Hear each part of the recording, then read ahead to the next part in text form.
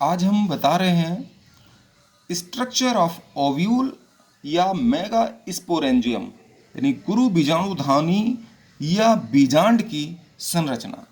देखिए, गुरु बीजाणुधानी की संरचना बनाने के लिए हम सर्वप्रथम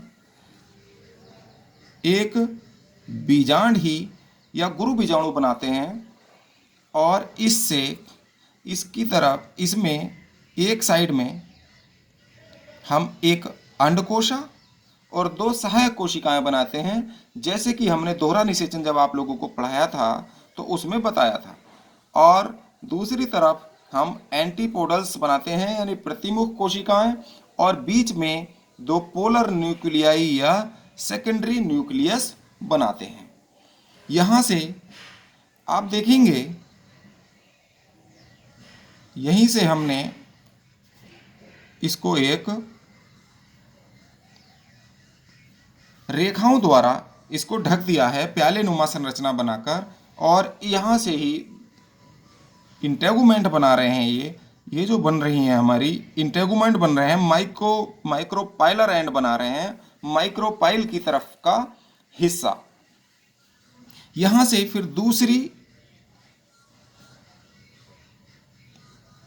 स्किन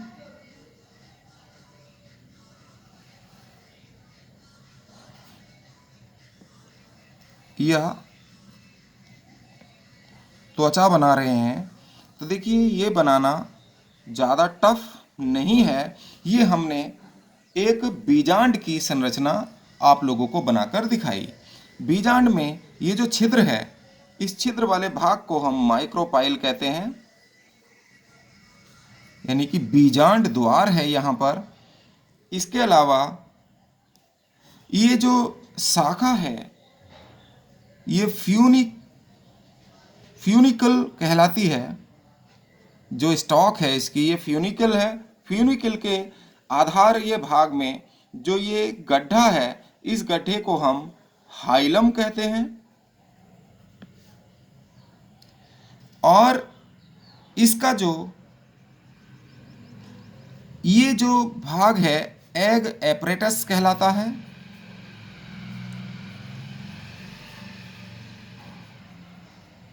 एग एपरेटस ये सेकेंडरी न्यूक्लियस या पोलर न्यूक्लियाई हैं।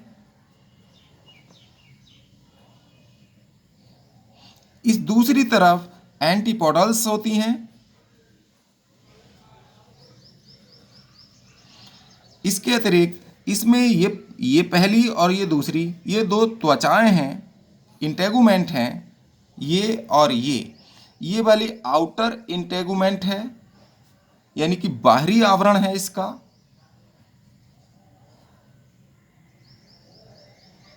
ये इनर इंटेगुमेंट है, आंतरिक आवरण है।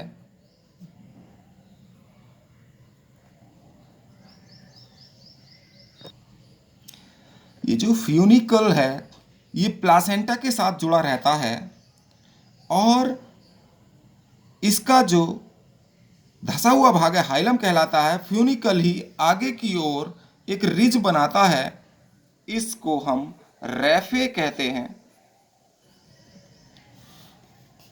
और इसका जो मुख्य भाग है वो न्यूसेलस या बीजांड काय कहलाता है। इसके मुख्य भाग को हम न्यूसेलस या बीजांड काय कहते हैं। और इसके लास्ट वाला जो पार्ट है माइक्रोपाइल की दूसरी तरफ का जो हिस्सा है वो कैलेजा कहलाता है। इसको कैलेजा कहते हैं। और दोनों अध्यावरणों से बीच के अंदर ये एम्ब्रायो सैक या भ्रूण कोश है। इसी से डेवलपमेंट एग एपरेटस में जो अंड सेल है, ये एग एपरेटस पूरा है, एग सेल है, ये फर्टिलाइजेशन के बाद भ्रूण बनाती है। इस प्रकार आपने देखा कि ये गोलाकार बीजांड है, एक तरफ माइक्रोपाइल है, दूसरी तरफ चैलेजा है, और न्यूसेलस है इसका पूरा बीजांड का है। एंटीपोडल्स, पोलर न्यूक्लियाई जिसे हम सेकेंडरी न्यूक्लियस के नाम से भी जानते हैं, आउटर इंटेगुमेंट, इनर इंटेगुमेंट। इस प्रकार एक बीजांड की संरचना बन जाती है। इसके अलावा इंटेगुमेंट यानी कि इस अध्यावरण के आधार पर बीजांड भी कई प्रकार के होते हैं। ये यूनिटैगमिक होते हैं जिनमें केवल एक ही अध्यावरण या एक ही इंटेगुमेंट पाई जाती है। ये गैमेपेटेली में और सिम्पेटेली में देखने को मिलता है। दूसरा है बाइटैगमिक। इसके अंदर दो इंटेगुमेंट होती हैं जो पॉलीपेटेली में और मोनोकोट्स में या आर्किक्लेमाइडी में देखने को मिलता है। अभी आप लोगों को हमने यही वाला बाइटैगमिक बीजांड बनाकर दिखाया है जिसमें दो इंटेगुमेंट्स हैं। एरिल है।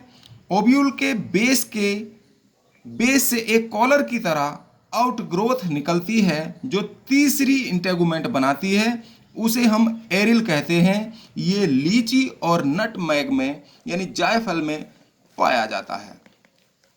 फिर है कैरंकल। कैरंकल माइक्रोपाइलर रीजन में आउटर इंटेगुमेंट वृद्धि करके कैरंकल बनाती है। ये यूफोरबिएसी में देखने को मिलता है और ये जो कैरंकल संरचना है ये बीजांड के शीर्ष पर स्थित होती है। फिर है पांचवा एटैगमिक यानी कि इसमें कोई त्वचा नहीं होती, ये सेंटेलम में देखने को मिलता है।